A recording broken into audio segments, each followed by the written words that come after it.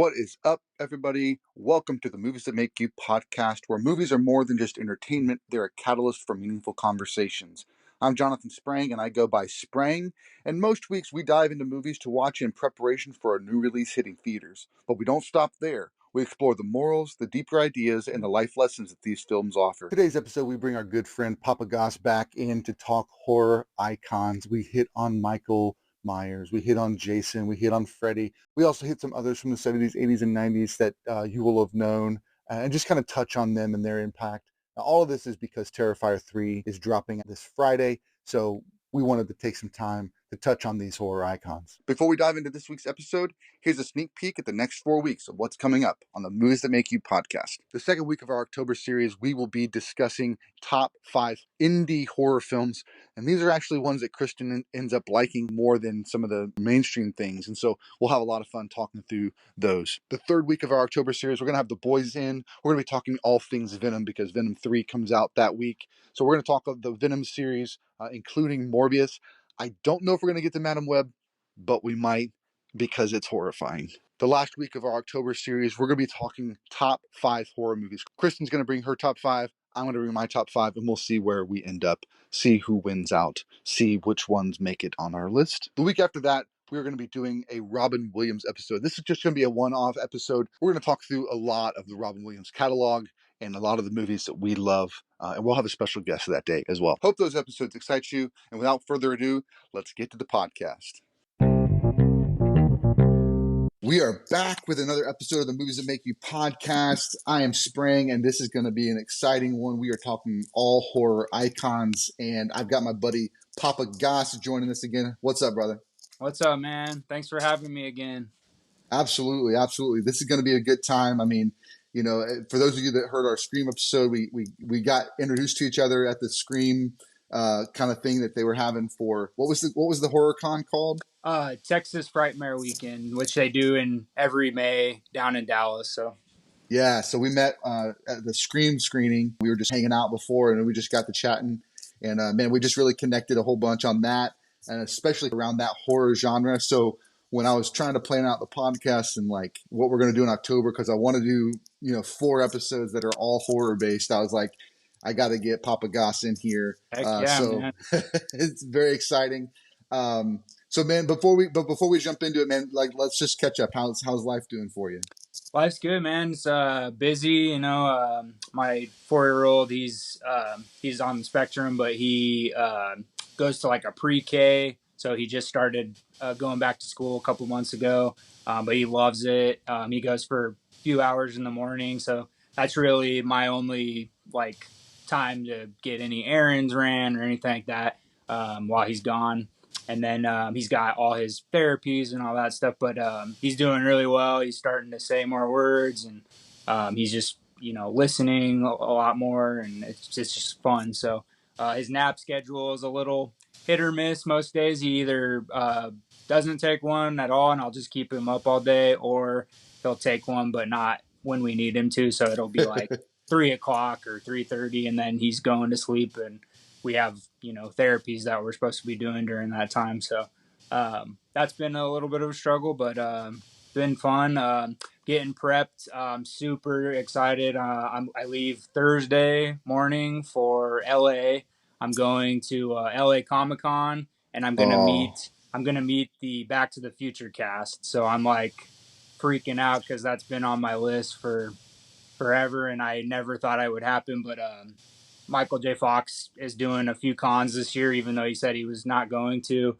And my wife, God bless her, she wanted to make sure that I didn't regret not going. So I'm going out just for 2 days. I'm just going for the first day, Friday, and I bought the Back to the Future experience package. So I'm gonna get like a pro photo op, and I get to get an autograph from all 4 people that are going to be there, and they're doing like a huge panel that's going to be all decked out in Back to the Future stuff. So super exciting. My cousins live out in LA, so I got a place to stay, but I got that coming up this week, so I'm pretty amped.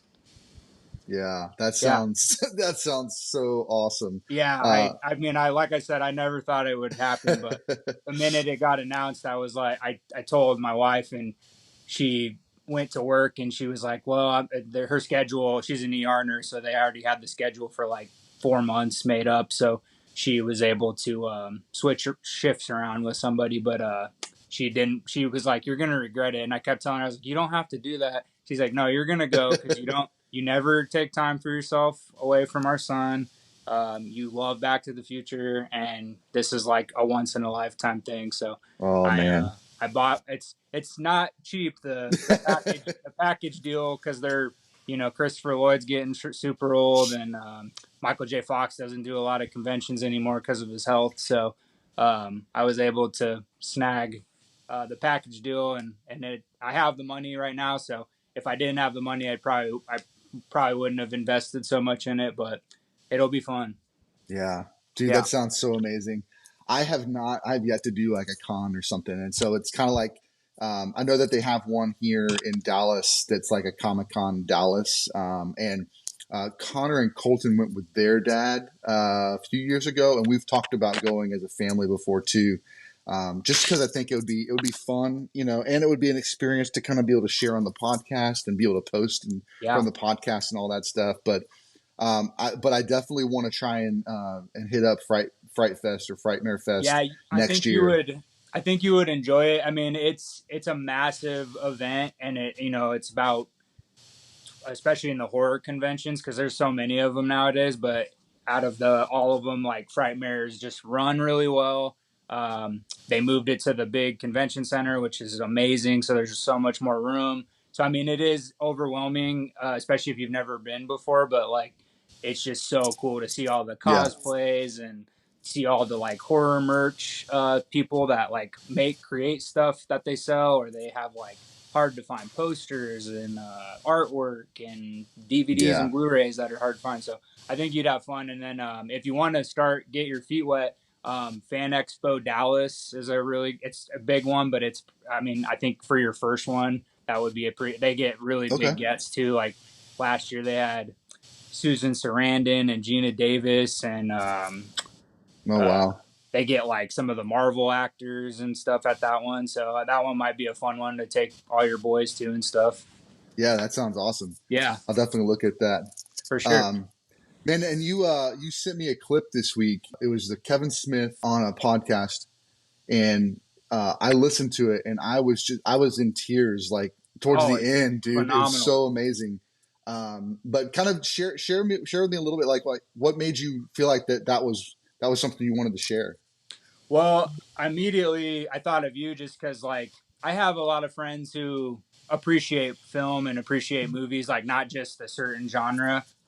They're like they broaden their horizons, watch different genres. But the minute I watched it, it reminded me of like how you probably watch movies and respect movies, like how Kevin Smith appreciates everything that's given to him. And I know he's had like a tough road. A lot of his movies he funds himself, Mm-hmm. which is insane. He's been doing it that way since Clerks. It got picked up at Sundance, I believe, was where Clerks got picked up, and I mean it was bought by the Weinstein Company, which is it sucks because a lot of his early films are tarnished with that name, but and he like Dogma is one of his like most Mm-hmm. famous movies with fans, and he doesn't even own the rights to that. The Weinsteins still own it, so Wow. people have been trying to get that in a 4K print, and it's he says he would love to do that, but he literally has his hands are tied. He can't do anything, so it's unfortunate. But hearing that interview was just like, I love watching directors talk about their movies and their passion, and not just Mm-hmm. like directing. Like Kevin Smith's a really good storyteller. I mean, Yeah. he does like, I wouldn't call it stand up, but I mean he markets it as stand up. I know when I worked at the video store, he had some DVDs that came out, just telling stories about how he originally was offered to write Batman '89 that Tim Mm-hmm. Burton. He has a whole tangent about how like Tim Burton basically took that and ran with it, and he got kicked to the curb. Um, the Nicolas Cage Superman Yep. movie that got Yep. I remember canceled. that. Yeah. I've watched I've watched that documentary I don't know how many times because I love it, and Kevin Smith is so funny in it. But and I don't know, just watching that interview, I immediately thought of you just because of how how your episodes go each week. It's like that's exactly the mindset of the fans that we're watching movies, but Mm-hmm. that's how Kevin Smith views directing, and a lot of them are his friends that he directs. Yeah. So it's like it was really cool. I also was very I didn't full blown cry, but I was just like it was powerful. It was, I mean, Mm-hmm. hearing him he's very. I think people think he's kind of dumb, but he's like so intelligent, and Yeah. he's been around film for so long. So it was really nice to hear somebody like have a good outlook on how cinema is created. So that's why I thought Yeah. of you immediately. So Dude, I appreciate it. And I listened yeah, to it and watched it. And I think some of the big stand up for me was just I loved I definitely understand his take on like the good enough versus the perfect. He kind of took not a shot, but he mentioned like people like Christopher Nolan that are trying to do that perfect shot. And immediately Kubrick comes to mind, where he right, would have actors do hundreds of takes yeah, to get it perfect. And he's like, he's like, I mean, you could do that, but you like everybody hates being on set, and shouldn't we be having fun? Like, right, I thought his perspective was really good and really fun. Like, there's a beauty to that type of perspective. To like, like we're gonna make and we're gonna do a good enough. Like, we're gonna get a take we can use, and we're gonna make a movie that's gonna be fun. It's gonna be cheap because it's not taking as much time. I mean, it's just like all that insight, and then like how he kind of did the he did the studio thing for a while, and then he's like, let me just come back to do independent film because I don't have as much like I can do a film for $3 million. He just talked about the one he's releasing, and he did it for $3 million, yeah, and he's like, I don't need $20 million. I can do it for right. three. So why wouldn't I do that? So I loved that take, and then I think for me, like the interview, the clip that you sent kind of ended on that whole like movies are powerful. Movies are things that, while it feels like we're just make believe, which is what he says, it's like I get to make believe for my career, but it has an impact on people's lives to the point that people lean on these movies and they're their escape to something better than their life, and it can be that anchor that keeps them feeling hopeful about life, and that's where it just kind of I don't know if he was getting choked up, but I know I was, and it was just really really cool. So yeah, that's such a great clip. So I appreciate you sending Oh, absolutely, man. it. Thinking about independent films, just a quick shout out. Next week we're going to be doing Kristen and I are going to do our top 5 indie horror films, and so be sure to tune in next week. But one of the other independent film franchises that I've caught on over the last few weeks or few months, rather, is the Terrifier series. So Heck that's yeah. why we're doing this Icons episode this week, because Terrifier 3 is coming out on Friday. And he's fairly new to this whole thing, but I think he's definitely crept up into that top 10, top 5 list of iconic horror villains. I want to talk a little bit about the Terrifier 1 and 2 before we jump into our main topics. Because Terrifier 3 is coming up, and it's the inspiration for doing this episode. Art the Clown shows up in All Hallows Eve, which is this somewhat like a anthology movie where it's got all these little clips, but then Art the Clown kind of plays a role in each of those little stories that they're showing. There's like 4 or 5 stories, and he's kind of in all of them. And so then he was so popular, I would assume that they decided, hey, let's do a Terrifier, let's do an Art the Clown movie, and it goes deeper into just his character and his way of destroying people. And then Terrifier 2 just takes it to another level. And I'll have to be honest, like I love horror, and I'm fine with like the Saw, like I'm fine with like the torture porn and stuff like that. Like Mm-hmm. I've seen Saw. I've watched the Hostel series, and there are moments where I cringe. I've cringed more in Terrifier 1 and 2 than those films combined. Like there's just the gruesomeness of the way that they have him doing these kills is just incredible.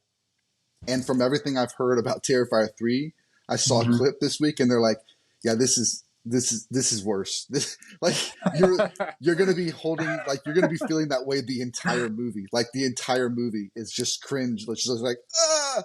So yeah. So that's. I mean, I'm excited for it for the sake of the continuation of this franchise. But man, it's not one of those where I can just sit back and like kind of Mm-hmm. just relax. So what's your take on Art the Yeah, Clown? I'm glad you brought this up. You messaged me about just real quick about Terrifier, and it's funny because a lot of my Funko collecting friends, like our channels and stuff, a lot of them don't really watch any horror. They watch, like family horror, like Hocus Pocus, all that stuff. Um, but they know I'm like a diehard fan. So the other night we had our YouTube live, and we were my friend Sarah, she also lives in Dallas, actually. Big shout out to Big City Pops, and she she was like, Josh, I gotta ask you a question about. She goes, why? She goes, what is the reasoning why Art the Clown has become so popular? And I kind of, she threw me off because like I've watched everything, I've seen all that stuff up to this point. I watched a lot of the news and interviews, and then I've been at conventions where David Howard Thornton, who plays Art the Clown, and Damien Leone have both been there.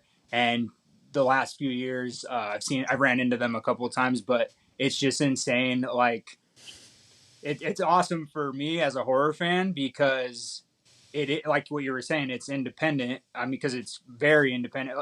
Damien Leone is a good example of the message that, like, how Kevin Smith, does his work. Like, I got some numbers here. The first Terrifier, 35,000 range to make it. Ended up playing in limited theaters. It made $339,000 on a $35,000 budget. Insane.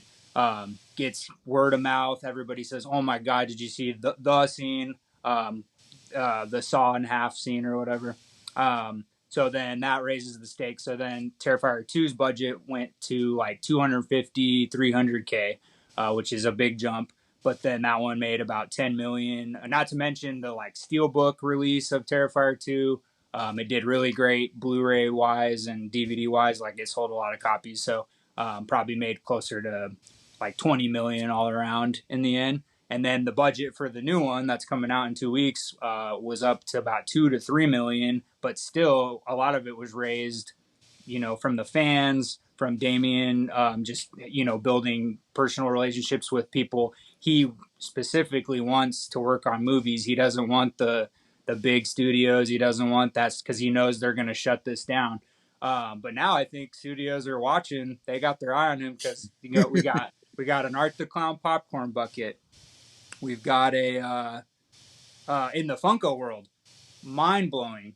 So I was able to get my hands on 3 Art the Clown Funkos. They came out 2 months ago, I believe, or 3 months ago, and then I met David Howard Thornton and had him sign one of them, and then I gave two to my friends who are big Art the Clown fans. But those pops are insanely hard to get, and people are reselling them for like crazy prices. They put his exclusive for Funko with the sunflower sunglasses. They put that on the Funko website. It sold out in less than 5 minutes. Oh gosh. And people are reselling the Chase version where he has blood all over him. They're reselling the Chase version from anywhere from like $100 to $200 on eBay and Mercari and stuff. And I saw that the day it came out because I didn't realize that it released, so I missed out. And I was checking the websites and I was like, this is insane. Like, this is an independent. It's an independent movie, but independent horror movie, and it's just taken the world by storm. And then now, Spirit Halloween and all these retailers are selling like crazy merchandise revolving around Art the Clown, and he has officially like Mm-hmm. entered his name in the pop culture icon like status, which is Yeah. insane. So very Such. cool. Yeah, Yeah. it's just so cool to watch. Like, I like you said, it is very rough. Like, I warn my friends because some of my friends who collect Funko, they're like, there's a new for Hot Topic Scare Fair, there's a new pop and a soda, Funko soda, coming out of Art the Clown. And my friends who haven't seen the movies, they really want that soda just because they know it's going to be really popular.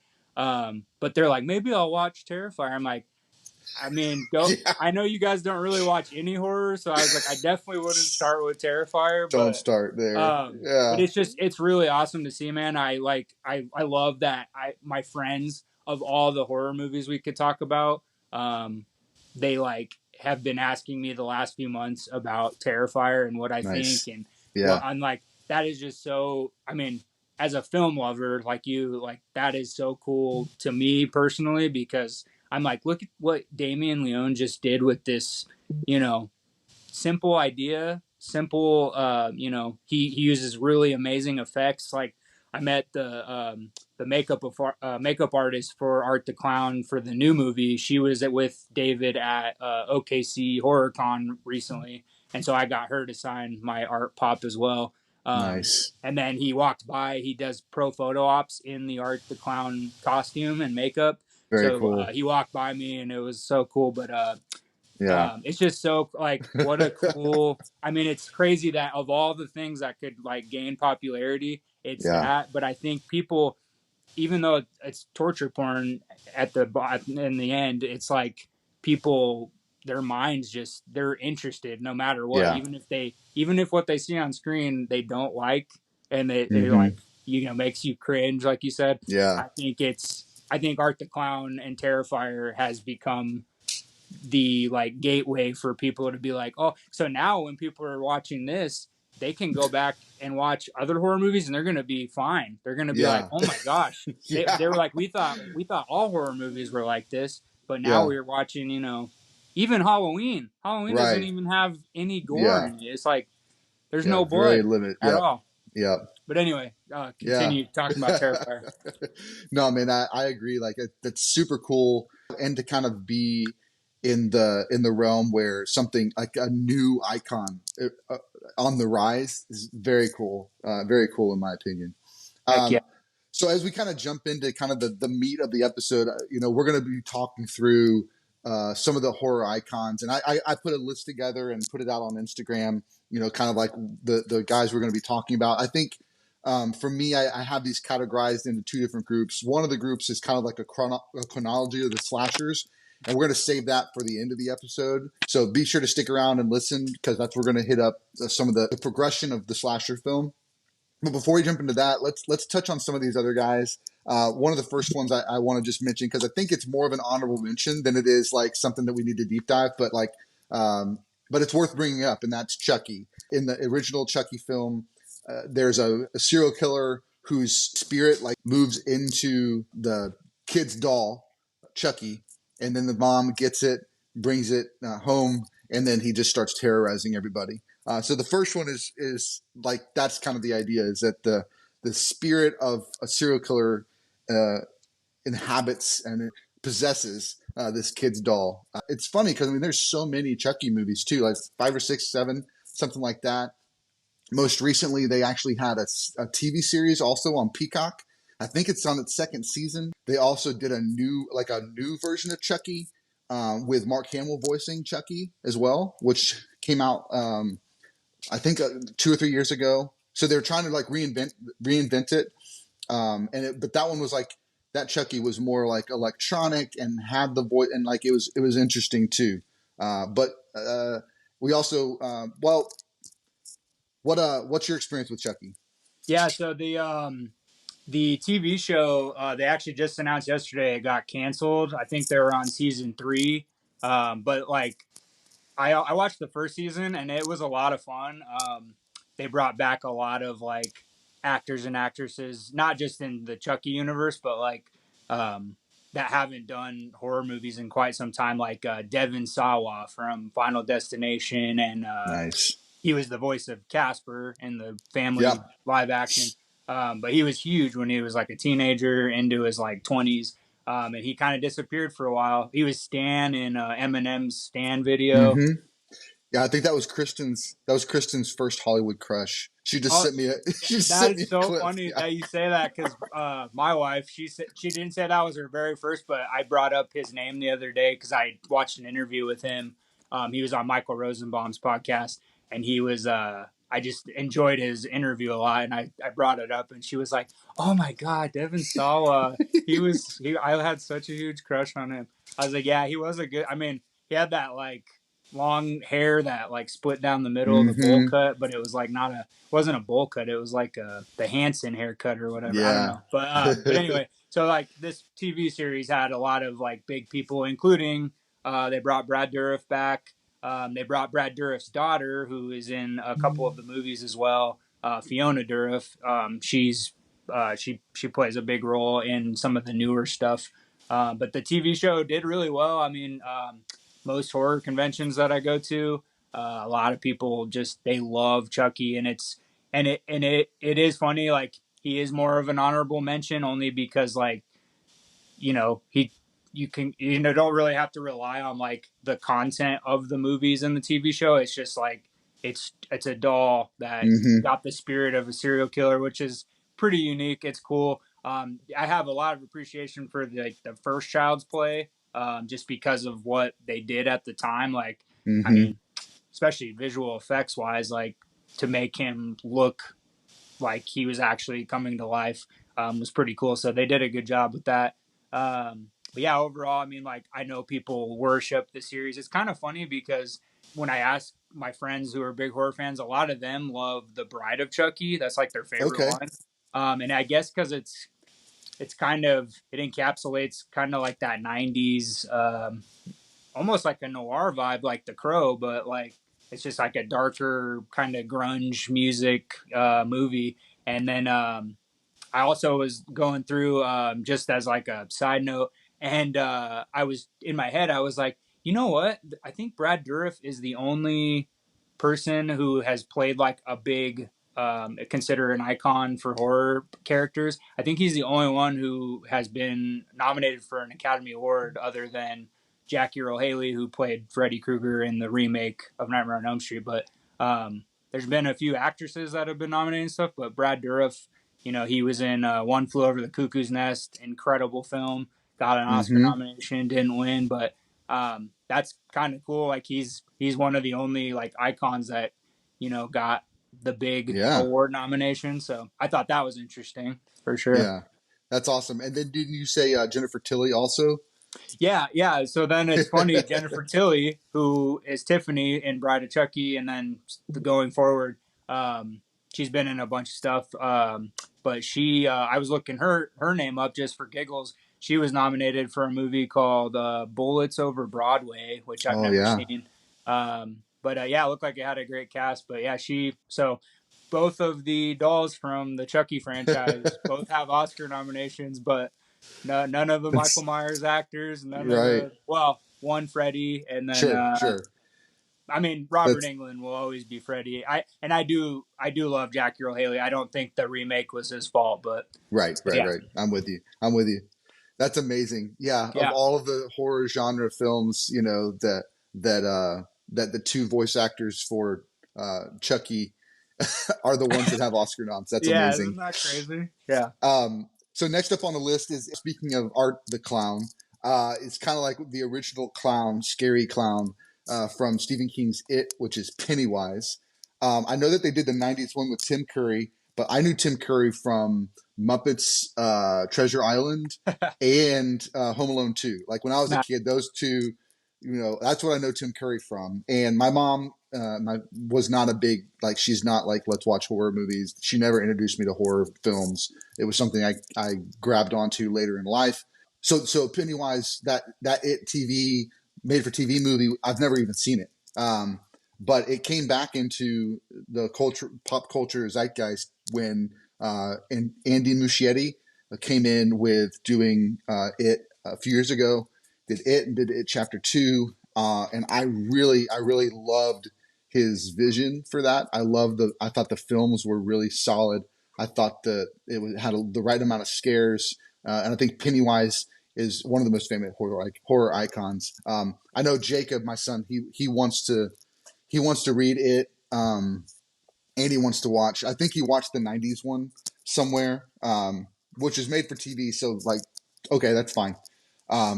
And I'd have to rewatch the movies to see kind of what the content is, but But yeah, for me, I got introduced to Pennywise on the screen with the most recent releases. What's been your history with Pennywise?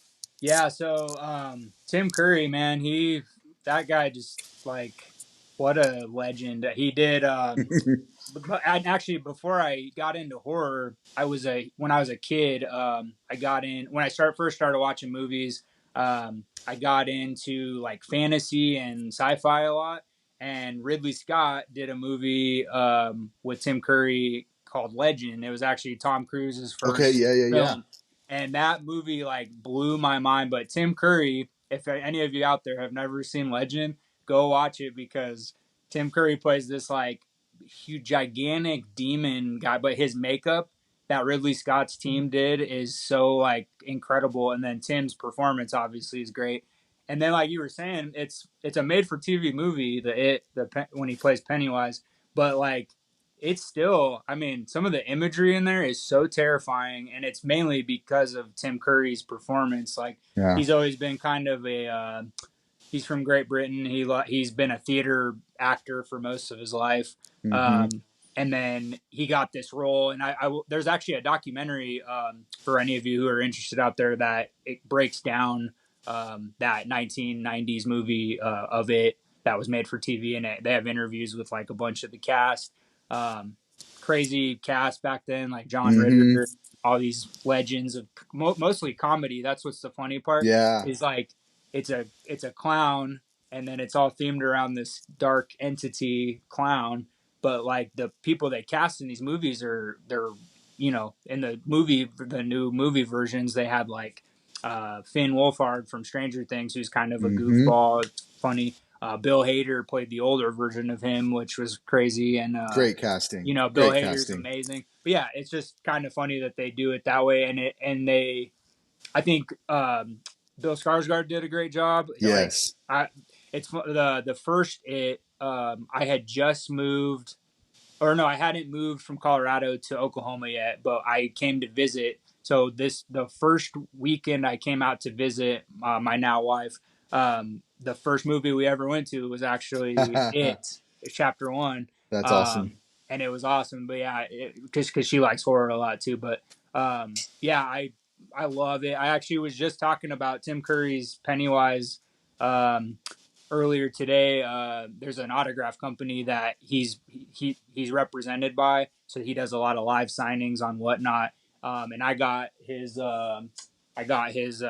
Rhode Island Comic Con black and white Pennywise autographed. I Oh, bought that a couple of years ago. I haven't met him in person yet. I would love to meet him, but yeah, his health is getting sure. scary. So, but yeah, Pennywise, great character. I have not read the book. Okay. I do want to read the book. Everybody who has read the book that I've talked to says that it's a little bit more extreme than Mm-hmm. either TV movie or the movie movies. Yeah. But especially I guess there's a really crazy scene with all the kids, well, specifically the female character, Yeah. um, and I don't know the full details, but I hear Sure. that they chose not to go with that in Right. either version of the movie ones because it was just too crazy and too hardcore. So they changed that, but the book You, I hear is really really good. So. and I did listen to.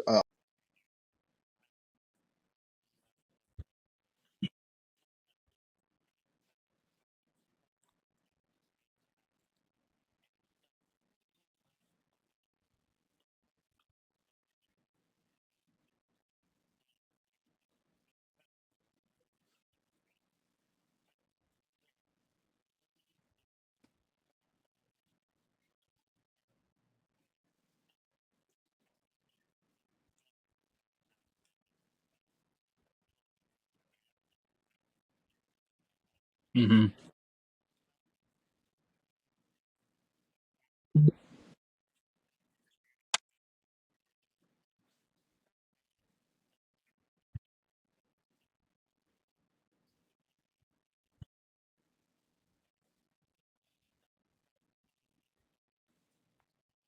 Right.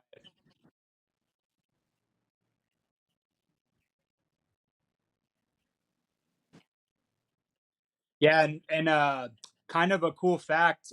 So the TV movie one was actually directed by Tommy Lee Wallace, who not only directed Halloween 3 season of the Witch, but he is I'm a diehard Michael Myers fan. I just learned this like 2 years ago. A friend sent me a screenshot. They went to a con and met Tommy Lee Wallace, and they sent me an 8x10 signed by him.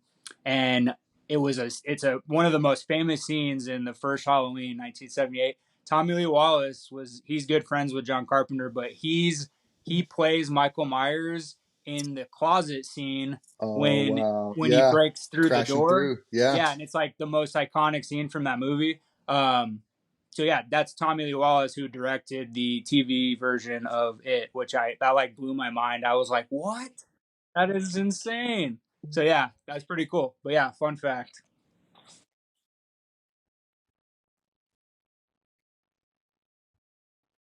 Their faces, like they don't Yeah. need a whole lot. And I think I just saw a clip this week actually about how they saved so much budget on the mask because Jim could just do it with his face.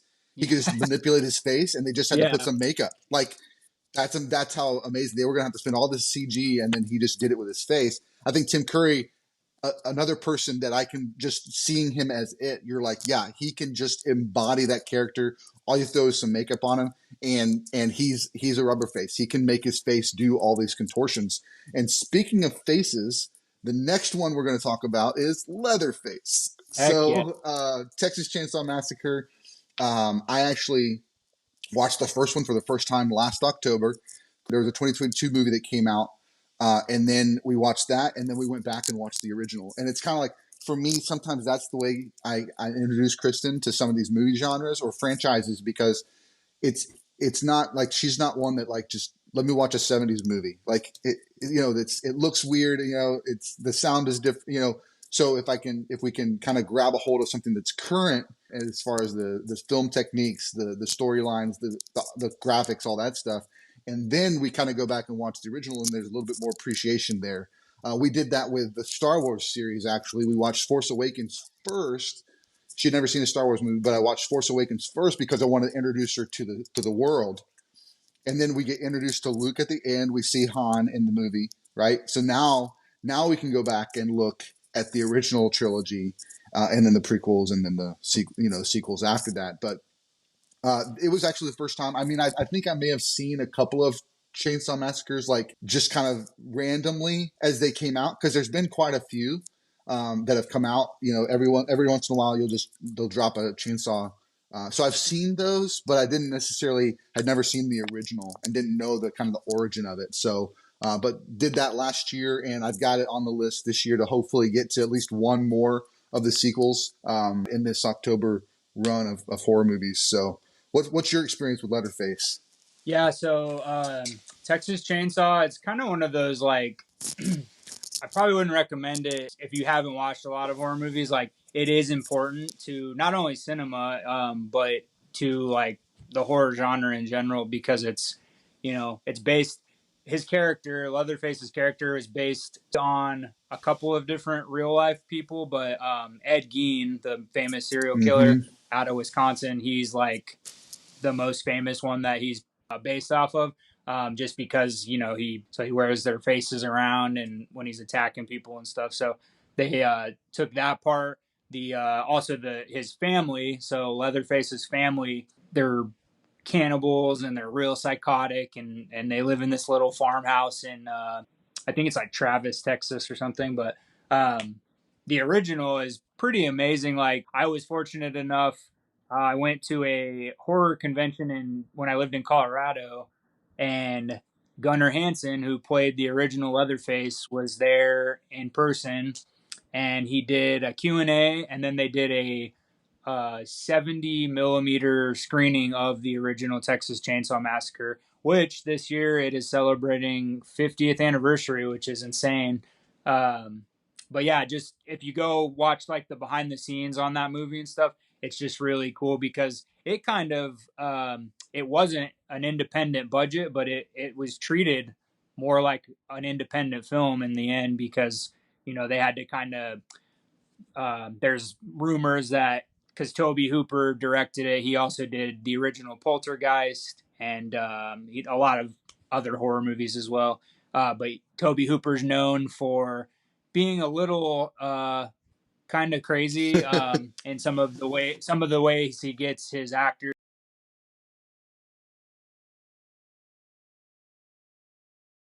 That's been going on for years about using real bodies for the bones in the pool in the backyard scene, all kinds of crazy stuff. But he did a lot of that on Texas Chainsaw as well. So they kind of had to use their surroundings. It was really hot.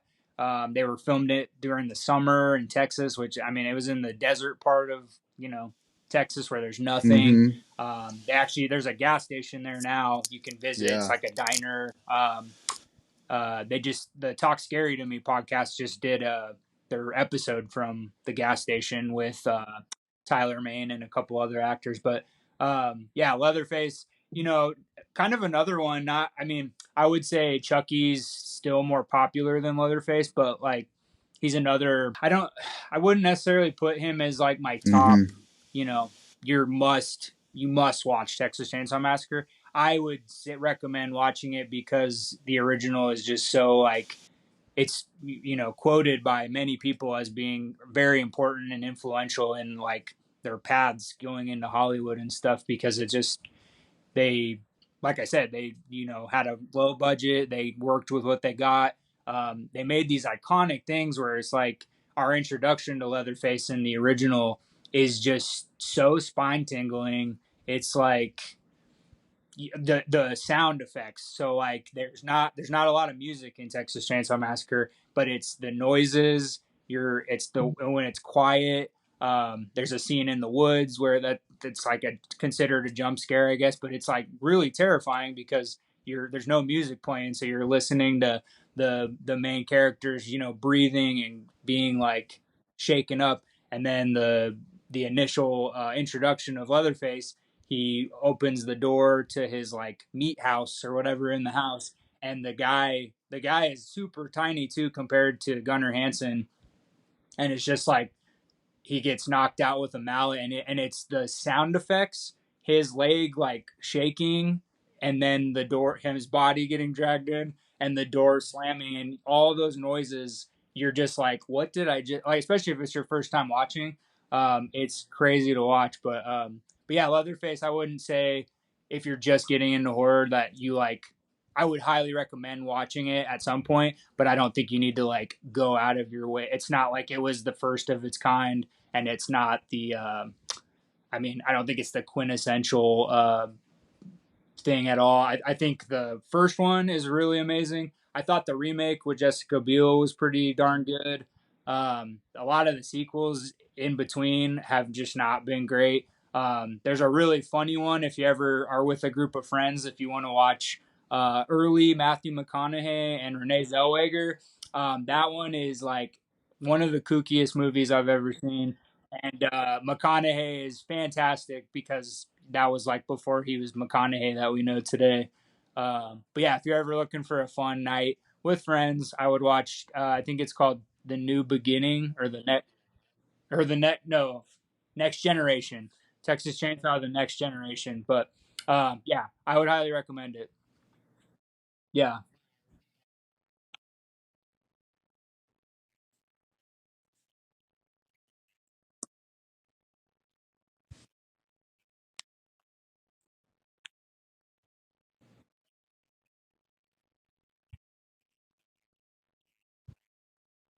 Came up in our Scream episode, and that's Hellraiser. So Pinhead is the main icon in that, and he's a demon from the afterlife. The living ones in the movie are trying to make deals. They basically give their blood to this demon, Pinhead, and then they don't like the end result. The first Hellraiser, Kristen and I were watching it, and we were just like, the effects themselves, like the practical effects, were just out of this world, and it just was like that was what she took away from the film was like, okay, didn't necessarily care for all the gruesomeness, but the way they did it, like that was fascinating to me, and just kind of thinking, how in the world were you able to do that? So we did that 2 years ago. We watched the first one because they did a 2022 remake, or like kind of did a new Pinhead with a new version of Pinhead, a new Hellraiser. So we watched those kind of back to back nights, and enjoyed the new one. It was fine. And then last year I was like, Hellraiser 2, and it kind of went. There's a big swerve in Hellraiser 2, and we kind of like, hey, let's watch something else, because it just wasn't Right. grabbing Kristen. Right. I did end up finishing it, and then when I was sick with COVID a month or two ago, I decided, let me pick back up and let's check out Hellraiser 3, and I was like, okay, now we're back to like, okay, this Oh yeah, is it. And so I told huge difference. I told Kristen, I said, hey, let's come back to that series at a later date, because I think you'll be fine with Hellraiser 3. Hellraiser 2 just kind of took an interesting swerve, but I got to give them credit, because it was they were swinging for the fences, like they were going for something. Kind of like another film series we'll talk about in a little bit. So what's been your take? Yeah, kind of similar to what you said. I mean, talk about eye candy and like visually, like I remember. I don't know what my delay was on watching the first Hellraiser, but I always put it off to the side because I just didn't know much about it, even though I was at the time I was starting to really get into, I'd always liked Halloween. I always liked Scream. I always, but it took me a while. And then when I was working at the video store, we used to be able to rent movies, like used movies or the new releases that came out. And one weekend we didn't have a lot of good new releases that came out. So, my buddy who was actually my roommate at the time, he was like, "Hey man, we should watch Hellraiser tonight." And I was like, "Yeah, I guess. I mean, we don't have anything else to watch." So threw it on, and it like blew my mind. I think I watched it twice that weekend because I could not believe what I was watching. I was like, how have I taken this long to like watch this movie? Because I appreciated everything about it. Comes from the mind of Clive Barker, who I'm praying he does. I'm hoping he'll do Texas Frightmare Weekend this year. He said he's retiring from conventions soon. I think he's got 2 left coming up, but I would love to meet him before he retires, because he is like just visually his mind. He invented Candyman with Tony Todd. He invented what is it? Nightbreed, which has some similar characters to the Hellraiser franchise, but just I wouldn't even call them creatures, but like his characters that he developed and drew himself, are just so stunning. They're very dark. They're almost gothic in a sense, especially if you look at like his early artwork and stuff. But Pinhead as a character is like just so, get past the like all the needles in his face and all that stuff. The Doug Bradley, who is another British actor who just portrays him so well. Funny story. I went to I think it was that same one that I met Gunnar Hansen at, and Doug Bradley was there, who plays Pinhead, and he was over at his table. I was talking to Ken Forey or some other actor, and my buddy was standing like with his back to Doug Bradley's table. Doug Bradley got up to go out and get some fresh air, and these people ran into Doug Bradley, and he like ran into my back of my friend, and I looked over, like I caught it just as he was running in, and I was like, dude, Pinhead just almost knocked you over. That was nuts. And it was just so funny because like Doug Bradley's, it couldn't be sweeter. He's like, he has a British accent. He's super nice, but you see this character on the screen, and he's got the real deep voice, and all the really.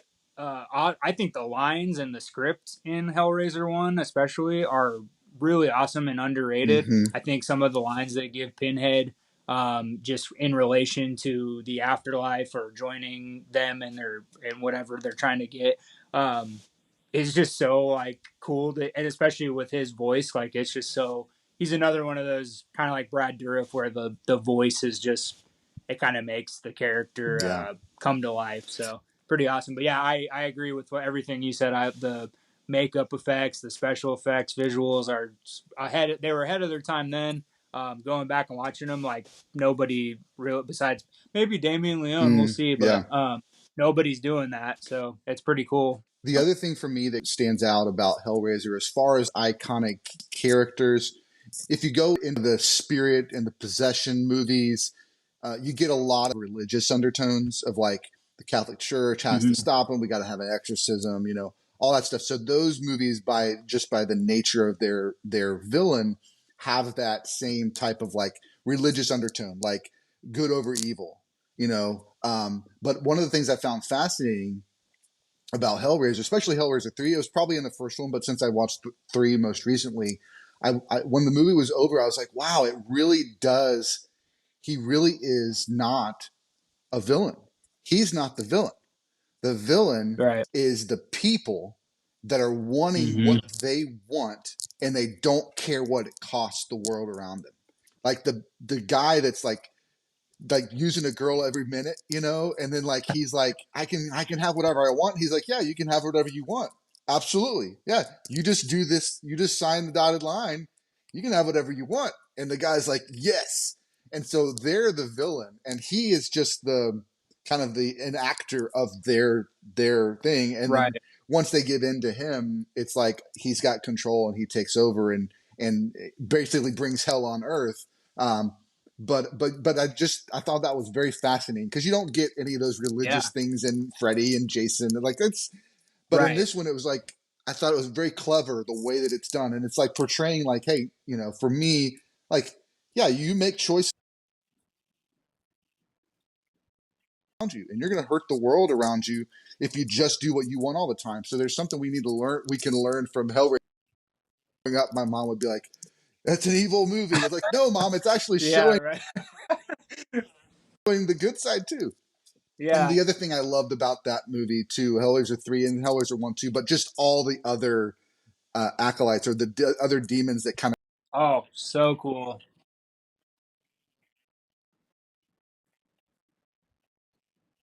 Hmm.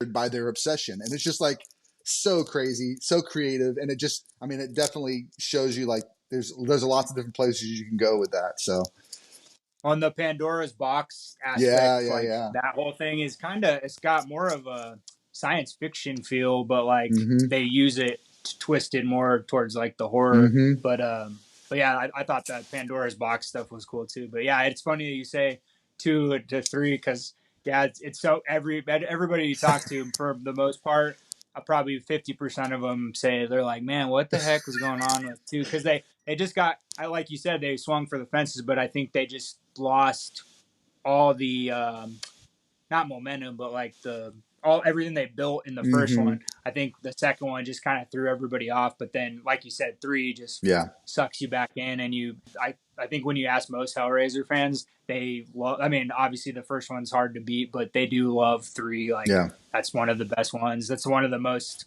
quoted ones. That's one of the Mm-hmm. ones most talked about at convention. So it is interesting to hear like 3 is better than 2 or whatever. The next phase of these characters that we're going to mention, they're not in order of rank.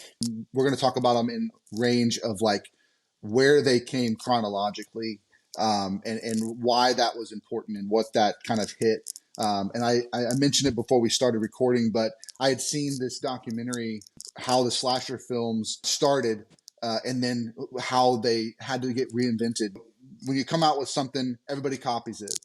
So the first one that comes out, we'll talk about in just a minute. It comes out and everybody copies it, and then it kind of dilutes the whole genre.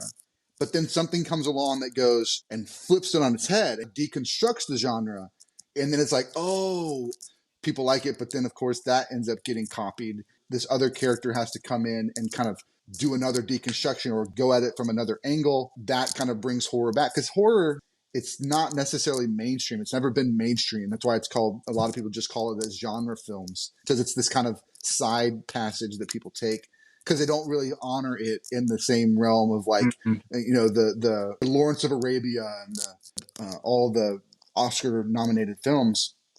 It's not really talked about in the same circles. But there's something about how these still get pop culture recognition. And there's probably more as we kind of go get past like the 2000s. But these next four, when you talk slasher films, these are the guys. This is the Mount Rushmore. I think it's funny because horror is, in a sense, the most popular now, like the last Yeah. probably 10 years.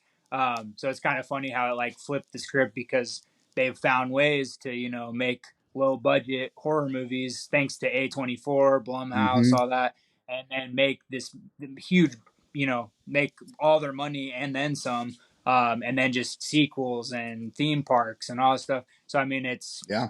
it's kind of interesting how like people pushed horror to the side for many years, and now they're like not saving cinema, but they're a huge part of why we still have theaters and stuff. And So kind of that really does go into the whole like indie market, right? Like it's like if when you get a big studio involved, we've seen it with the Marvel movies, the budget just keeps getting larger and larger and larger, and that mm-hmm. puts us so much pressure on that movie, on that cast, on that director to say like, no, you have to make such a good movie that everybody in the world is going to see it 10 Yeah, times. Like that, you can't do that. Like it's not it's not sustainable. sustainable. Yeah, And they did that. I would say they did that well through the Gauntlet Infinity series, and then it ended with Endgame, and then they've been trying to like catch some momentum.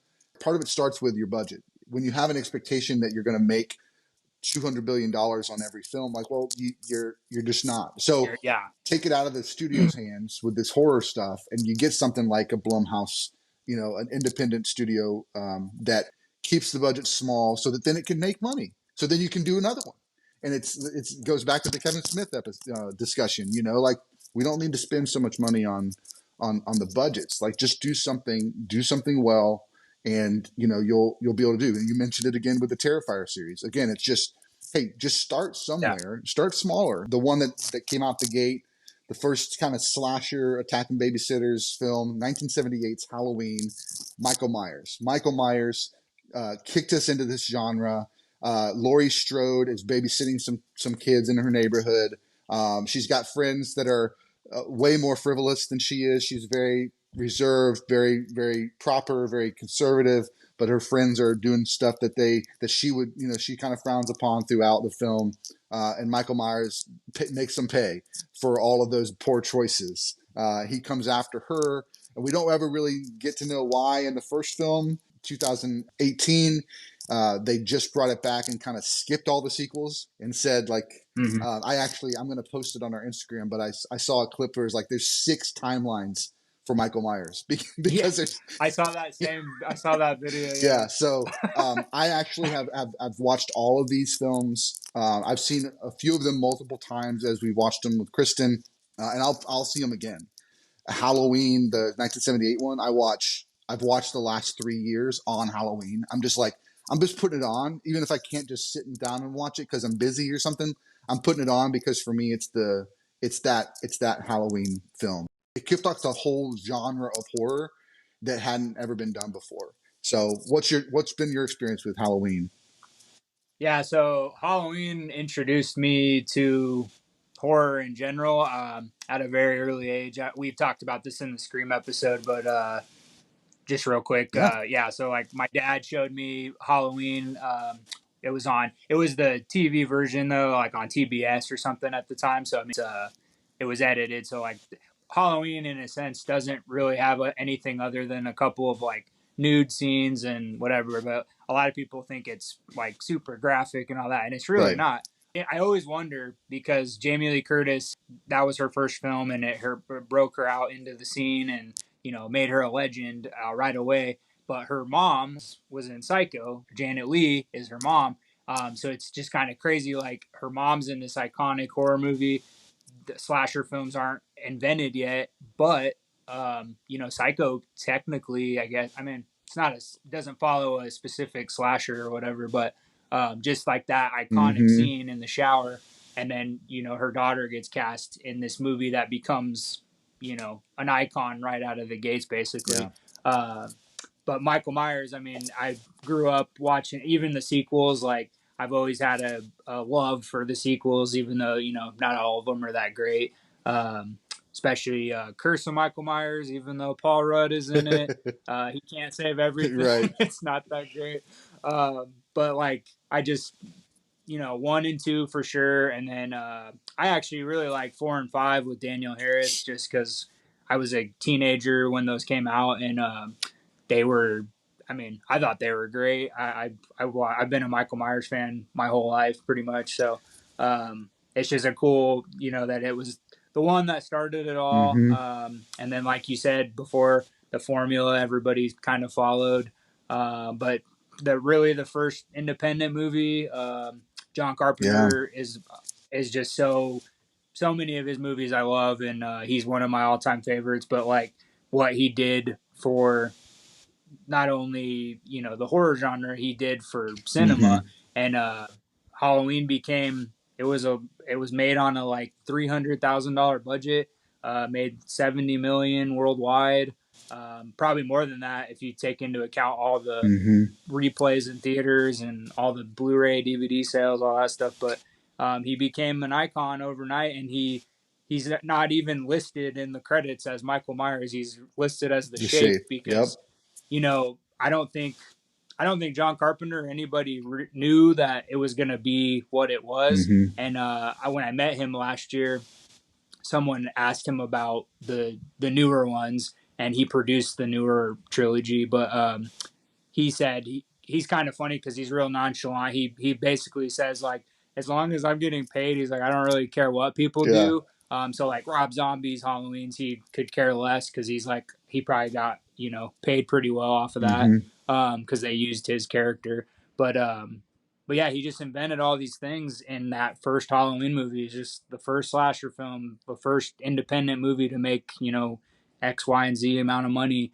That he invented that camera shot at the beginning of Halloween that Yeah. is to this day is just so.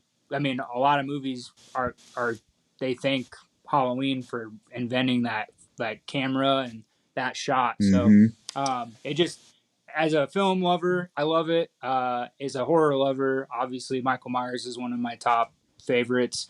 But the franchise as a whole means a lot to me, even though there's some that are just not great. But you learn to appreciate other parts of them or other sequels, Mm-hmm. or it makes you just love the original that much more. Yeah. So Yeah, I yeah. think the first Halloween movie I actually saw was Halloween H2O because I was old enough. I was Oh, old enough to nice. see it because I was 18. So I went on my own with some friends.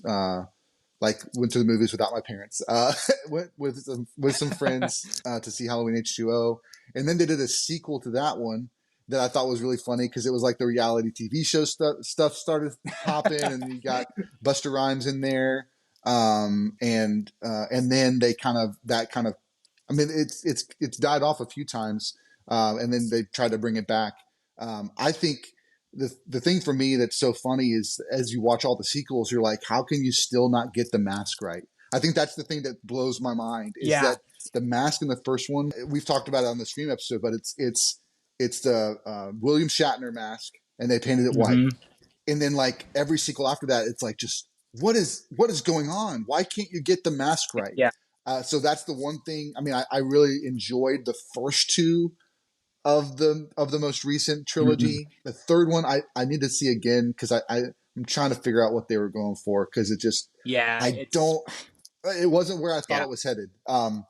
But they got the mask right at least. The mask is perfect. I think Rob Zombie got the mask right too. It was way more grungy and Yeah. dingy than the original, but yeah, it's just so crazy. And I mean I think Rob Zombie basically does kind of a remake of the first movie, but more backstory to Michael Right. and kind of his origin, and then it kind of jumps in and tells the story that we saw in the original. And then his Halloween 2 is just Rob Zombie's movie. He's not redoing Yeah. anything. Well, and for years it blew my mind because I remember going opening night. I was super excited for the second one.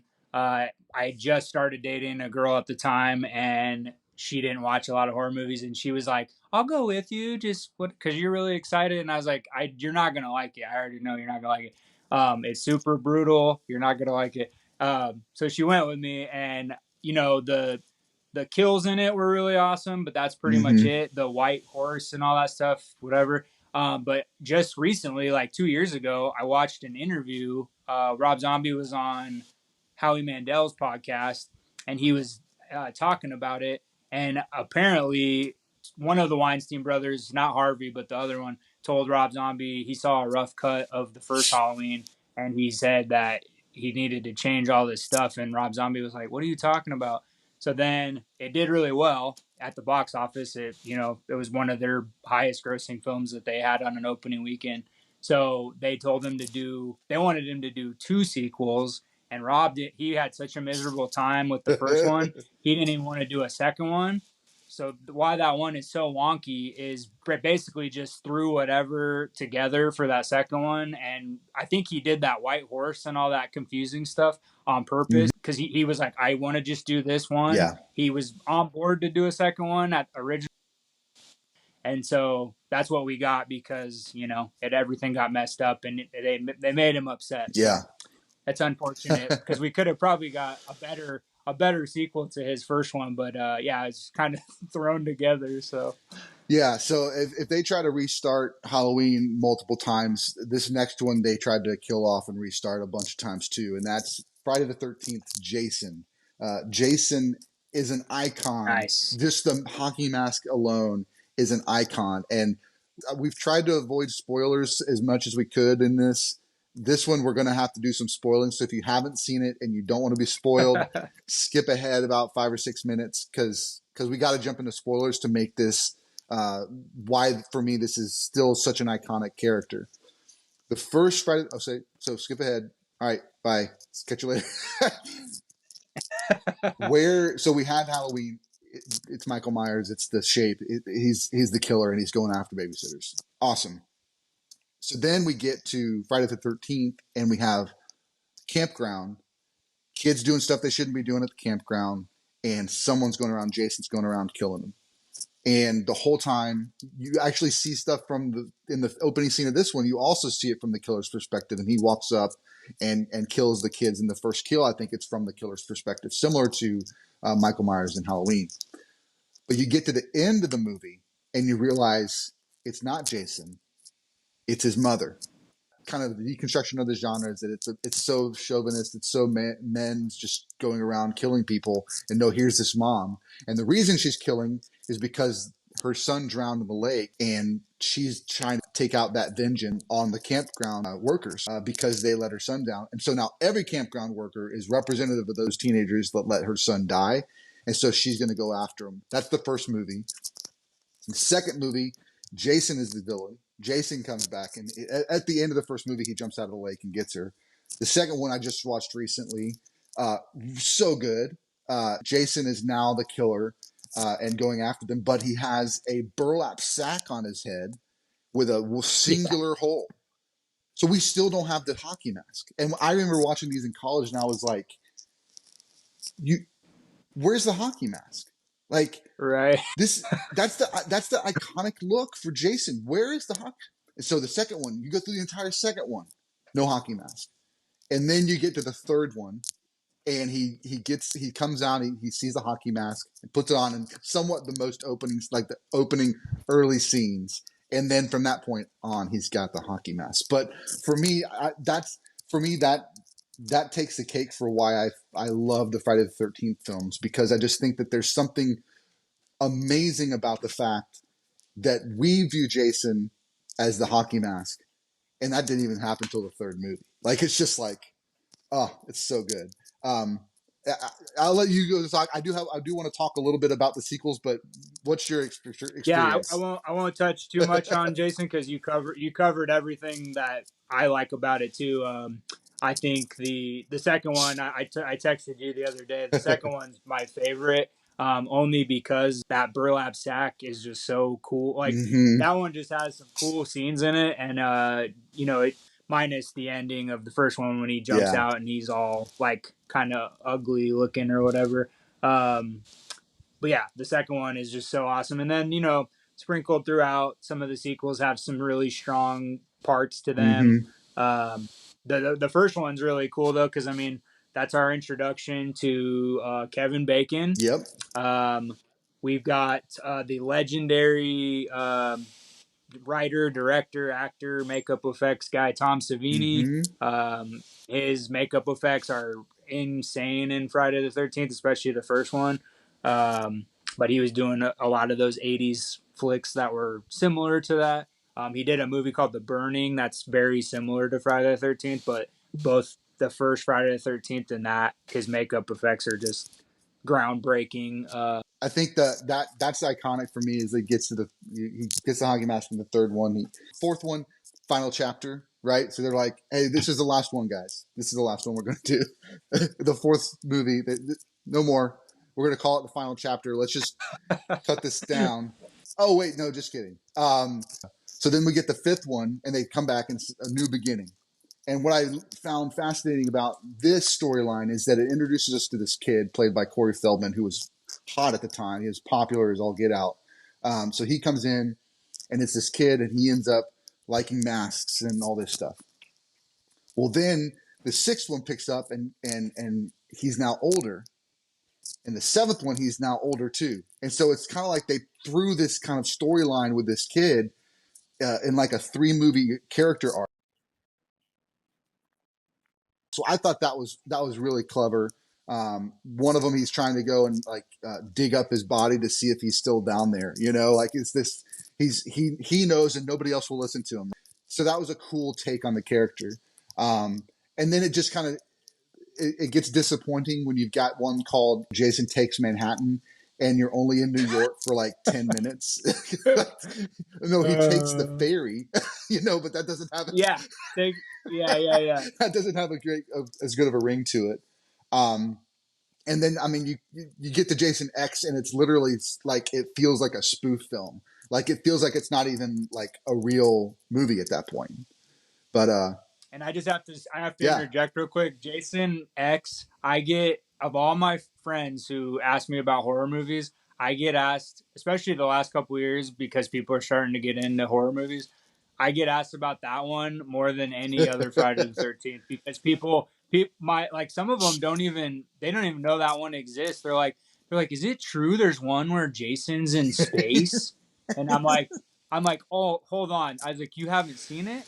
I was like, it's first yeah, off, once in your lifetime, you got to watch yeah. it, because it's maybe the most bonkers movie I've ever seen. But yeah, continue. I had to say that real quick. Yeah. And that kind of, but then I think the other cool thing is that in 2009 they did a kind of a remake, but it was more of like a reboot. They basically picked it up after this, like towards the end of the second movie. They told the first movie and the second movie in like the first 5 minutes of the film, and then they kind of take it from there and kind of tell this new story.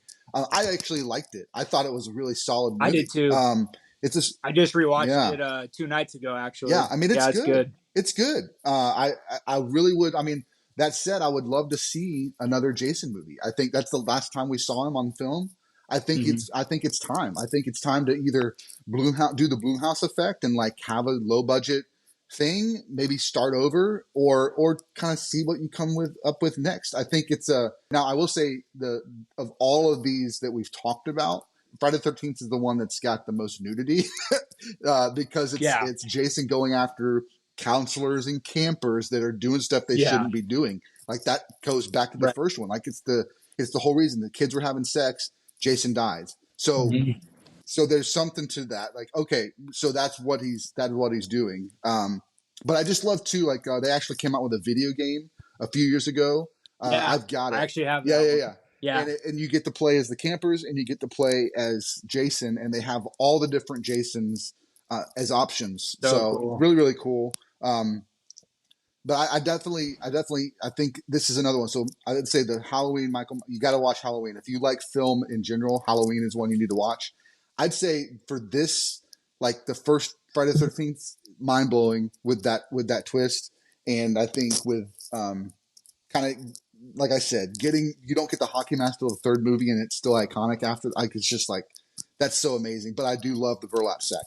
That was awesome. Yeah. So cool. But one of the other films that he's also in is also paired up with another character that we loved from the 80s, and that is Freddy versus Jason. So the third of these guys we're going to talk about in this section is Freddy Krueger. Nightmare on Elm Street. The twist of his character is that these other two that we've talked about, they don't talk. They kind of creep around, they walk around, and they kill people. Freddy talks, he can't stop talking. He won't stop talking. The other twist to his films are that he's not in real life. He's not coming after you in real life. He's coming after you in your dreams. So there's this fear and there's this anxiety that you feel when you're watching the film after you kind of get that hook. You're like, every single time they blink, they could be asleep. And it's just, so the whole movie kind of carries this kind of tension with you while you're watching these characters go through this, because you're like, are they asleep? Oh no, they're asleep now. It's just, that makes the movie so much fun. There are some low quality of the Freddy movies as you get later, but a lot of the sequels are still good because they're twisting on the idea. The first movie introduces the idea, similar to what we talked about before, where Hellraiser took a swerve on the first sequel. I think Nightmare on Elm Street 2 takes a swerve that it never returns to, but I think Yeah. it's super clever to where this kid sleepwalks. Freddy uses that sleepwalking to do killing in real life with this. Just like that's a huge jump. That's a crazy cool twist to take on the character. Mm-hmm. Second one out the gate, and then it kind of returns to form. But in the third one, you get introduced to the fact that this one girl can enter other people's dreams, and so then they team up in the dream. I mean, it's just like, come on, man, this is just really good. Yeah, they're all inventive. It's like each one is almost its own movie, which is cool. Like, you don't get that with a lot. You don't get that with Michael. You don't get that with Jason. Yes, you can throw in these things to make the storylines like a little different, but that was what is so cool, and it did become campier as they went on. But like, back to the visual effects, they were so ahead of their time, and each one, and I think almost every. I know Wes did the first one and then New Nightmare, but I think all the ones in between all had different directors, including I want to say 4, Freddy's Revenge, I think, was directed by Rennie Harlan, which I didn't know till a few years ago. Wow.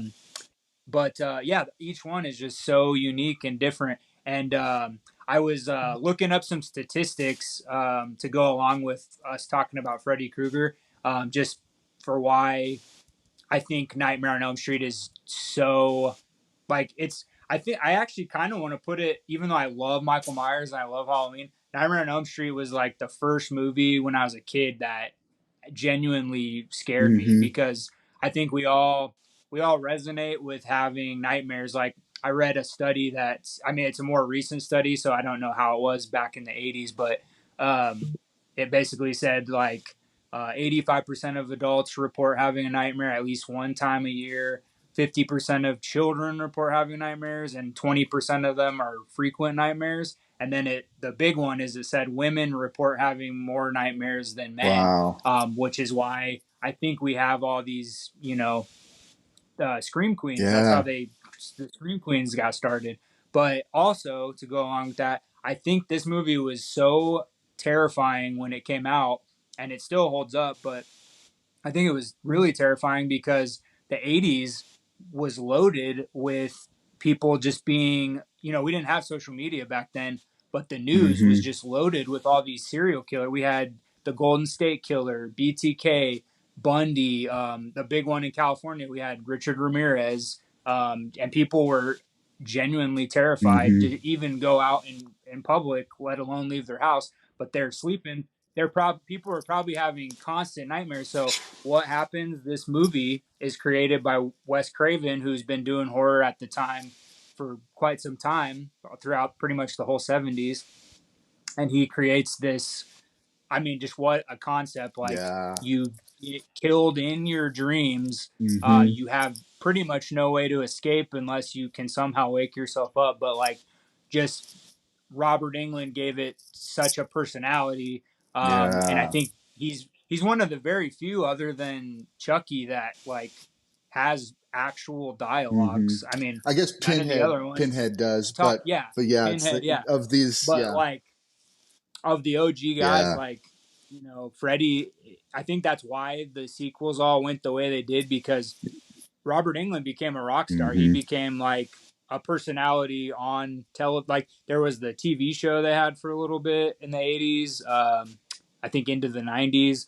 And then, all the spawned off sequels, Freddy vs. Jason, Mm-hmm. which it gets a bad rap, but I think Oh, that one's actually a lot of fun. yeah. They had some really cool scenes in Well, it. and the premise Yeah, of it's like so cool. Freddy Yeah. again, and kind of utilizing that what they kind of did in Freddy 2 or Nightmare on Elm Street 2, where he's wanting to get these people, these kids in their real world. He's tired of being cooped up in the dream world, you know. Right. Yeah. Jason while he's asleep, and I become the voice of his mother, and I use him to go after the people I'm trying to. I mean, just that's really really cool. And then the Yeah. fact that they fight at the end, and he gets materialized in the real world, and then Jason cuts off his head and carries his head away, and then he winks at the That fight camera scene is like awesome. it's just so good. Well, and I don't know how if it was true or not. I heard that different theaters when that came out had different Oh endings. So wow. I heard there was an ending where Jason comes. That's the one I got. Jason comes out with his head, Mm-hmm. and then he winks at the camera. And then I heard there's another one where Freddy comes Okay. out and he does something with Jason's body. And I think there was another ending, but I think they're on the DVD like deleted scenes. But Nice. yeah, different theaters have like different endings, which I thought was pretty cool. Yeah. But yeah, just Freddy's just such an icon for sure. Mainly due to Robert Englund and what he's done. He also had a documentary come out Yep. recently. I bought it, and it's really good. But based off his career. The Freddy documentary, isn't it like 5 or 6 hours or something? Is that the one I'm thinking of? So yeah, there's actually two. So there's one that's all about Nightmare on Elm Street. It's called Never Sleep Again. Yeah. That one is really long because they literally break down every single movie. It's really good though if you're Yeah. interested in documentaries. And then there's a newer Okay. one that's like an hour and a half that is just about Robert Englund, and it's about Freddy, but it's also about his like acting career and stuff.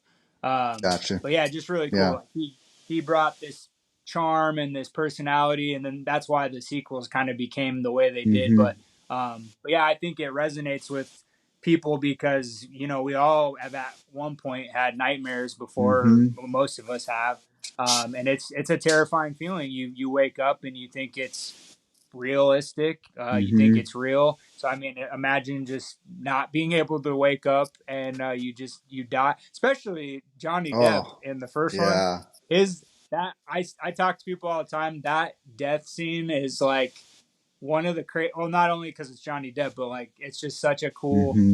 filmmaking too. Like Yeah. Wes Craven was another person who was just like breaking the boundaries and inventing new ways to make stuff look cool and realistic. Mm-hmm. So like I think they filmed that. I want to say they filmed it backward. The blood going on the ceiling. They like filmed it. The room was like upside Yeah. Yep. down, and they filmed it reverse to have it look like it was like sucking out of the bed or whatever. Yeah. But yeah, just so cool. And I think that's why it holds up because like we've all had nightmares. Mm-hmm. We're terrified. I know that's why I thought it was super scary as a kid. Yeah. So it's pretty cool. They But did try to reboot it with, like you said earlier, Jackie Earl Haley. I wish it was better. But I will say the real crux of that film is that they're trying to give a backstory. They're trying to have you be sympathetic to Freddy, because the story, we didn't touch on it, but the story is that he was molesting kids, and the parents found right. out, and then they go and they kill him and they burn him alive, and that's why he's stuck where he's at. That's why his face is all melty, because he was an evil person. So in the reboot, they tried to sympathize us to Freddy, like the whole movie, and then they twisted on it and they realized, oh no. So I thought that was clever. I thought that was a good attempt at trying to like re-envision this character. I can appreciate what they were trying to do, but like you said earlier, it just wasn't great, and it wasn't his fault. Yeah. It was just the movie as a whole just didn't really grab us. When it had some like actresses who ended Yeah. up becoming big, like Rooney Mara and Mm-hmm. there Katie was just Cassidy, a couple of like she was yeah, on the there's some Arrow bigger show. people. Yeah. Yeah. So I mean and Jackie Earle Haley wasn't the issue. Right. Like he looked his face wasn't. They tried to give him like a flat nose, which was kind of weird, but like his performance wasn't necessarily bad. Right. They just I liked that they were trying to do what happened and why he Mm-hmm. is how he is. But yeah, they just didn't spend enough time on it. First off, and then second off, it kind of just veered towards. It almost looked like the first. I've only watched it the Yeah, one me too. time when it first came out, and I just, from what I remember, I was kind of like, well, they're just trying at this point to almost make it not the identical from the first one, but they're like almost every scene was set up just like the original, Mm-hmm. but just not as executed as well. Yeah. So I don't know. I find it interesting. Well, that was kind of I would say that the one not necessarily reboot, but the finishing touch on the Freddy series. Wes Craven came back for A New Nightmare, Oh, and he so good. tackled a thing that we would now call as meta, where the Freddy character is now haunting and coming after the actors from the original film. Yeah. So instead of being in Yeah. the film's universe, we're now in the real world. These actors are, and of course the main actress is being haunted by Freddy in her nightmares in the real world, which was crazy, crazy, crazy different. And of course, Freddy looked cool. He looked bigger. He looked stronger. He looked more menacing and all that stuff. So I thought that was really cool. Wes Craven kind of giving us another touch of how great he is. That movie over time has just become, even like every year during the Halloween season, I always either in chats or group chats or whatever, like somebody will bring it up, or if somebody's talking about like Freddy Krueger, I'll be like, oh, have you seen New Nightmare? Because I mean, it's so well done, Yeah. and Wes Craven, makes a cameo as Mm-hmm. himself in the movie too. And it's just like what you just said. It's just so meta. Like, it's so cool that Heather Langenkamp, and who I would love to meet. I have her autograph. I haven't met her in person, but Robert Englund I met years ago at like a zombie convention in Denver, and couldn't be nicer. He's such a cool guy. He's actually like too cool. He's like so suave. Like he doesn't even have to try. He just like he talks to every single person like he's known you forever. Wow. Which sucks if you're on a time restraint at cons, because like he will literally. My friends went before me, and he sat and talked to them for, I don't even know, 20 minutes before it was my turn to go up to meet him. Yeah. But just such a cool guy, and he invented this amazing character that I think will carry on in the Mm-hmm. horror genre forever. But New Nightmare was like, what a touch to like. I mean, especially if that's how they ended this. If they didn't do any other Freddy Krueger movies, um, I'm glad they are. Yeah. But like, if they just ended on Wet New Nightmare, I mean, what Yeah. a cool. Miko Hughes is the little boy in it, from Pet Yep. Cemetery and Kindergarten Cop. And just a cool. It's a fun movie. Freddy's really cool. It's like actually scary at parts. It's a little bit more Mm-hmm. serious. It's definitely more serious than any of the sequels before it.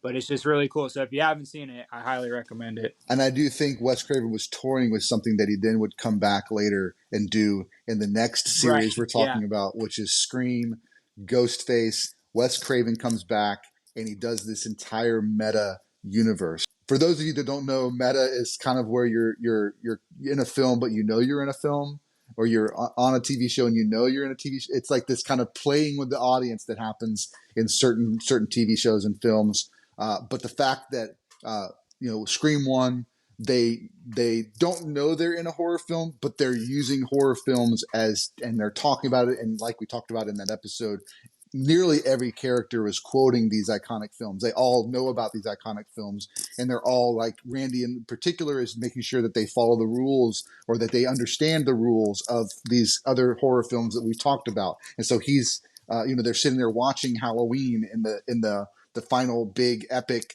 long, like we talked about in the Scream episode. The final scenes, they're watching these films and they're commenting on them, and then the first film, the huge twist of the killers, all that stuff.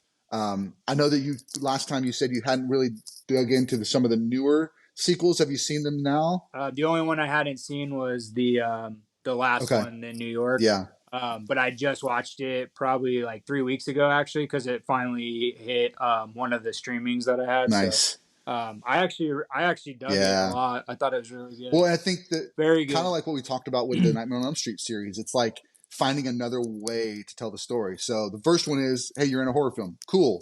Second one, oh, you're in a horror sequel. Oh, that's a different like that's something that we need to keep an eye on. Oh, the third one, now you're a part of a trilogy. And so it's like these kind of like it's trying to take these different angles, and of course it dives into the fact that now I think it's just genius. The opening of Scream 2, you're at a stab movie, which is Yeah. a retelling of the first Scream movie. Like what? Like that in itself is just so bonkers. But I remember being in the theater for the second one, and they actually had a person come out in a Scream costume right after that Nice. scene where she died. It's just That's like, awesome. what is going on?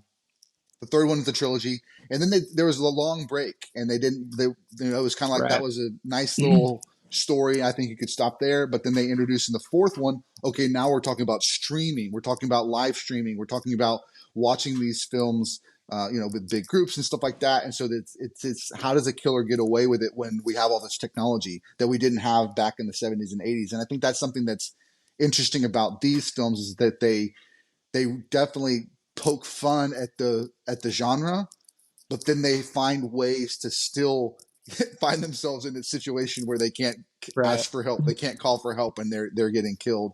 And of course, all the tie-in of who is the killer, like it's more this kind of the whole movie. You're like, oh, is that the person? Oh, I think that's the person. So it's like every time it's somebody that's in the cast. You've seen the killer, but you don't know which one it is. So there's this whole like still fun like mystery type that you don't get in some of these other films because it's in reality. It's not in this kind of fantasy world where there's a Jason monster coming after you or Michael Myers. No, these are real people that are just using this mask to get away with murder. So that was cool. They're each one kind of, even when they took a break, it's kind of like Mm-hmm. four. I think four doesn't get talked about enough, but I think four has a lot of really good things, and the characters are really Yeah. good. Not just because there's talented actresses and actors in it, but I thought the fourth one was actually pretty good. Yeah. Um, but yeah, and I mean, nobody loves this movie more than you, so like you've hit on all the points. Sorry, I So didn't mean to take it all uh, from you.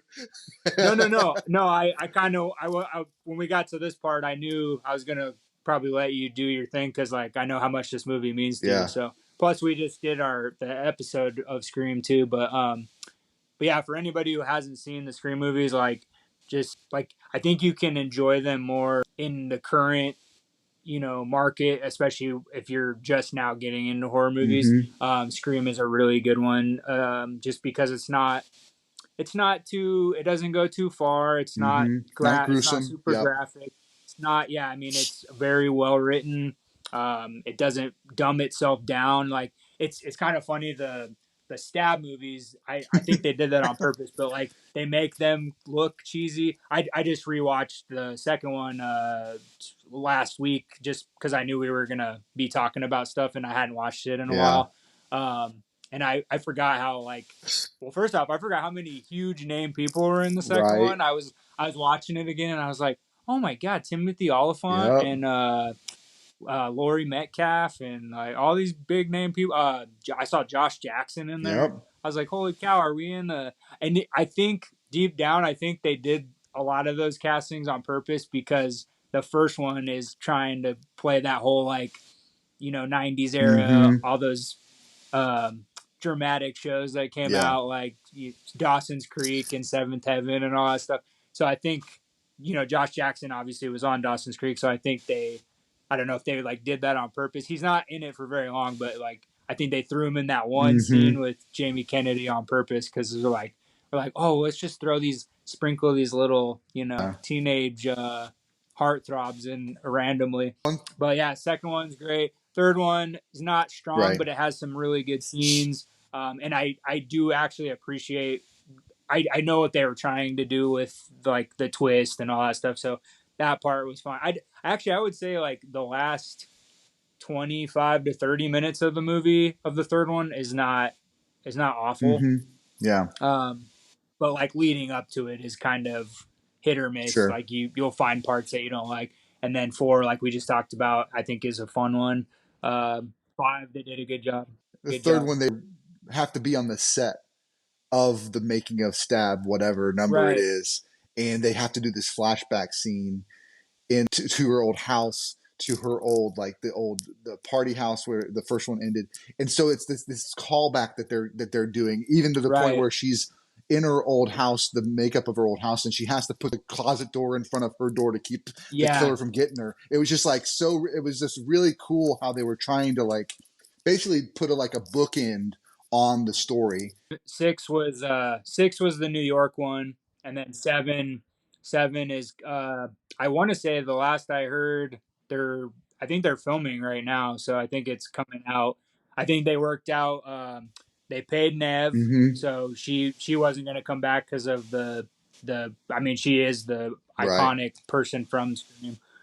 So they paid her out finally, and then I think they worked out the whole issue with Melissa Barea and then Jenna was just backing up Melissa, Yeah. so she originally dropped out, but I think the last I heard they're both gonna be back for it. In your head, I think if it's your first time seeing the sequels, I think in your head most movie people probably are like, oh, well, I know how the first couple went, so this is probably what the twist is. But then they like find new ways to throw it in, like they kind of throw you off the trail for a second, and then the twist actually happens and you're like, oh, okay, well, I was kind of on point, but they somehow threw something else in there. The last thing I want to say about the Scream series is Scream 2, Courtney Cox plays Gail Weathers, who in the second Scream film has shorter bob hair. She's got red streaks. She's super sexy in the film.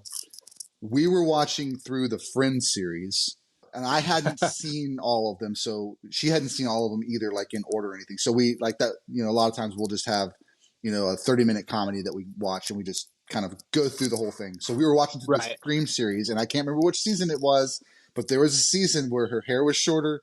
In a couple episodes, her hair was shorter, and it looked like she had some faded streaks. And I was like, I bet this is the year that Scream 2 came out. And I went back, I was like, yep. It was just so Nice. funny to see that, like, because she normally has the longer hair and it's always black, but I saw a little bit and I was like, let me look up the date, and absolutely it was the same year.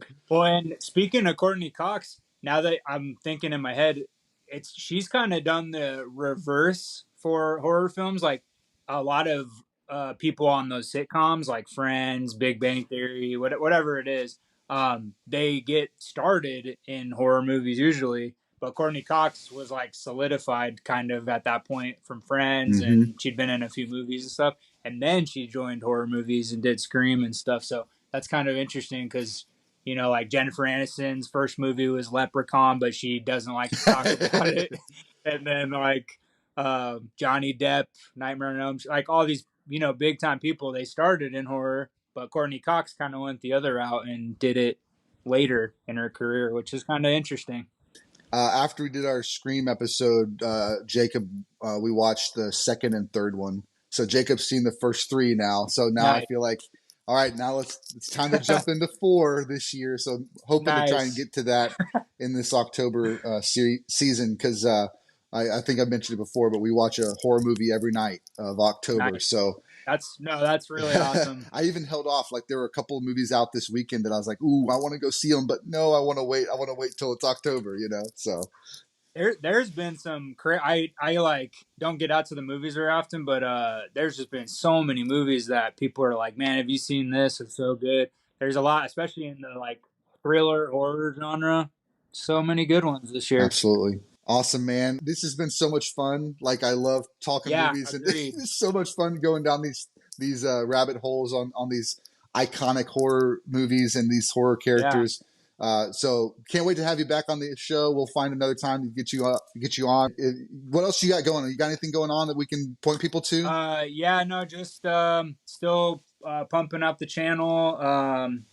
I released a few kind of more fun videos. I'm gonna try to do a video for LA Comic Con.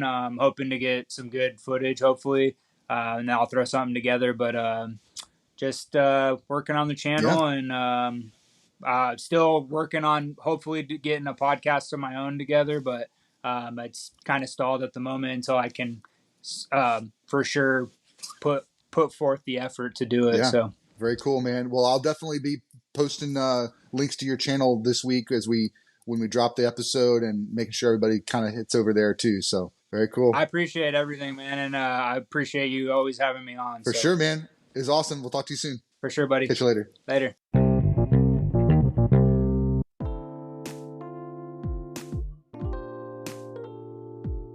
Thanks so much for listening to the Movies That Make You podcast, where movies are a catalyst for meaningful conversations. We hope that you'll give us a like, a share. Let us know you were here over at our Instagram at Movies That Make You. And don't forget to subscribe so you never miss an episode. So until next time, keep watching movies.